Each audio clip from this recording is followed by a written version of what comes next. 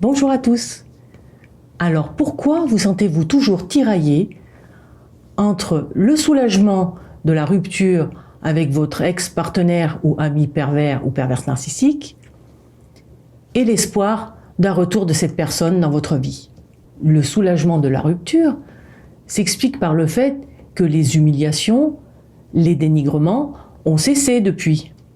Et puis, vous vous retrouvez libre d'être vous-même, sans risquer une remarque blessante, voire même un reproche. Vous êtes désormais libre d'aller où bon vous semble, de répondre au téléphone ou pas. Vous ne ressentez plus le besoin d'en faire des tonnes pour garder l'affection des autres, car ces autres, s'il vous en reste, ne vous le demandent pas, eux. Au contraire, ils vous prennent tel que vous êtes. L'espoir du retour du ou de la perverse narcissique, ça c'est seulement quelques mois après la séparation.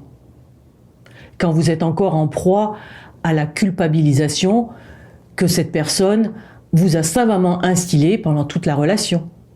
En effet, rappelez-vous, selon votre ex-partenaire ou ami, si la relation a capoté, c'est entièrement de votre faute, à vous. Vous étiez trop ceci, ou pas assez cela. Pourtant, de votre côté, vous avez l'impression d'avoir vraiment tout essayé. Vous vous sentez alors insuffisant ou insuffisante, et vous vous demandez ce que vous auriez pu faire de plus. Vous souhaitez peut-être alors le retour de cette personne pour pouvoir essayer encore. Mais il ne le faut surtout pas. Au fil du temps qui passe sans le ou la perverse narcissique dans votre vie, il ne faut absolument aucun contact, bien sûr, vous finissez par retrouver qui vous êtes et avez toujours été. Mieux, vous ressortez enrichi par cette expérience malheureuse. Pourquoi enrichi? Parce que vous avez côtoyé ce qui vous aurait paru inimaginable avant cette relation. Cet épisode de votre vie est venu mettre en évidence vos propres failles et toutes les blessures non cicatrisées que vous avez.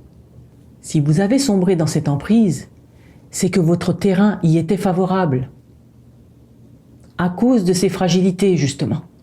Cette expérience on ne peut plus douloureuse vous a permis de progresser dans la vie, de devenir plus lucide et plus fort ou plus forte.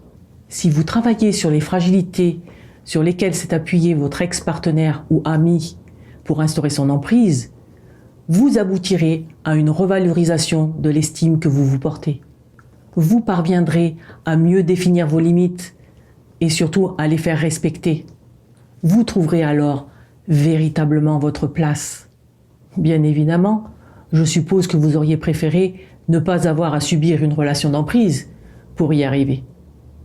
Mais heureusement pour vous, vous êtes sorti de cette relation hautement destructrice. Et c'est ça le plus important.